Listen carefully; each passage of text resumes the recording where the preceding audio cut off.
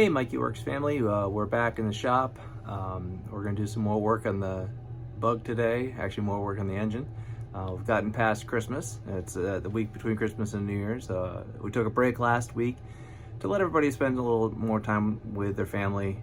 I do like to reflect back and think about the true meaning of Christmas. My family and I went to church, got a great sermon from our church, and a different perspective on the Christmas story. But whatever your choice of celebration and whatever your religion, I hope the season treated you well. So what we're working on today is I took the engine case, took it to the local spray stand, sprayed it down with a whole bunch of gunk engine degreaser, let it soak for a little while, and then in that spray stand I just powered right through a lot of it. Most of the external junk came off, debris, dirt, the grime. There's some stuff internally, so I have those in the garage soaking in basically in a big Rubbermaid bin with some warm water and Dawn dish detergent to try and break some of the other stuff loose. I might run it back over the engines, the spray stand tomorrow, see if I can't get the rest of that stuff out of there.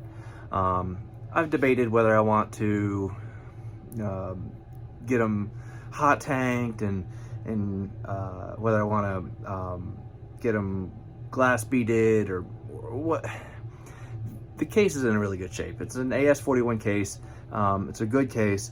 I'm probably going to end up painting the exterior of the case anyway, so I just want to get the big dirt and grime off of it. I can always get a lot of that with a wire wheel, and then we'll probably paint the case.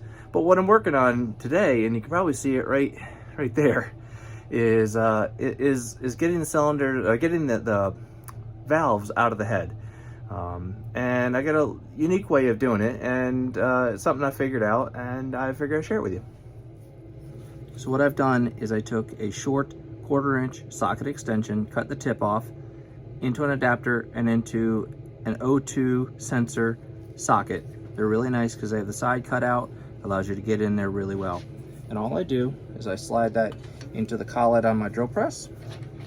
You don't need a lot of force, just enough to give you that downward force. I have a couple pieces of soft pine underneath the valve itself, so that when I press down, I get some back force on the valve, but allows the spring to compress. The pine is soft, so it won't bend or damage the valve. Now, depending on how old your stuff is, it might pop a little bit, so don't be surprised. Get that downward force. Pop.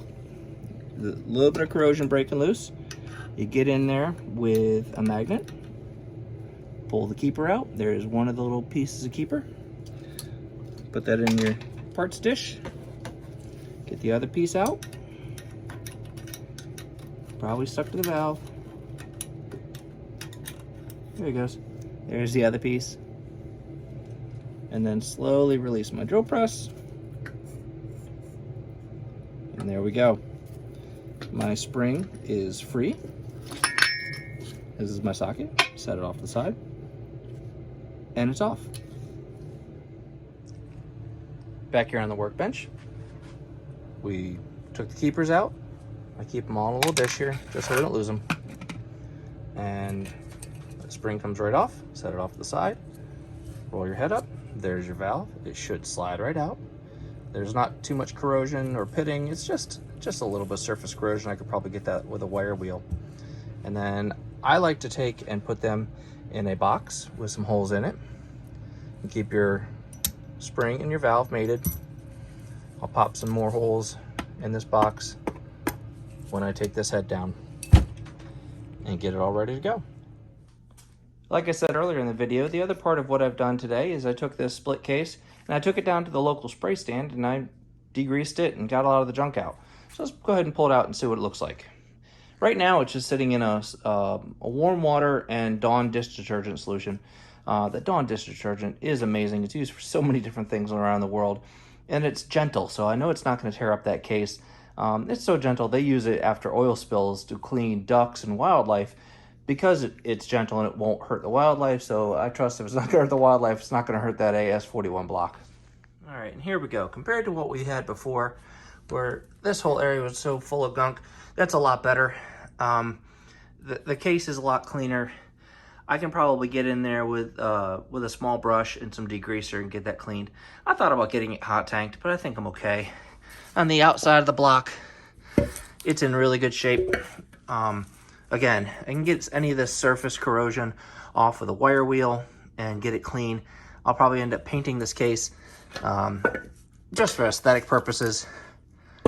And if I do that, then I'm not really worried about having it perfectly clean or I mean perfectly smooth. I'm just gonna get it cleaned up a little bit. But that's where we are with the engine case. It's come a long way, even in just a week. All right, so that's it for this week. That's what we're working on. I'm gonna finish taking the valves out of those heads and get them ready. And I probably will take them to a friend who has a glass bead machine and have those glass beaded just to get everything out of the fins and out of the combustion chambers, get those cleaned up. So hopefully by next week we'll have that ready.